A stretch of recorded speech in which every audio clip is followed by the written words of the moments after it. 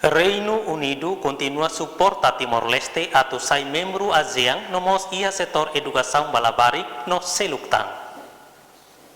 Estão todos os embaixador Reino Unido e Timor-Leste, Owen Sexton, jornalista, vai rematar o encontro o presidente da República, José Mujorta, e o palácio presidente segunda de Ateden, assumou o presidente, o de a visão, o seu suporte a Timor-Leste no desenvolvimento, e a integração ASEAN.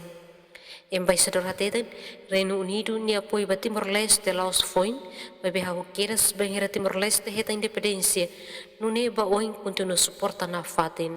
And we have a long-established Timorese community there who are a valued part of British society.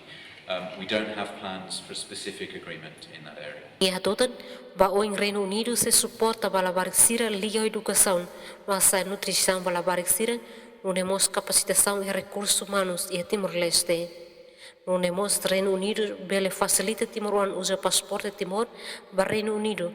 O de busca serviço e neba bele calai hatamba questão ne embaixador Ateden.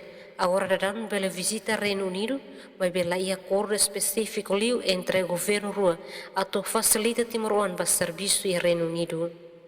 E a encontro o presidente da República, José Mujorta Mos, apresenta carta que Timor-Leste, número de desemprego se Ásia Timor-Leste, também o seu embaixador, busca ajuda da FATEN.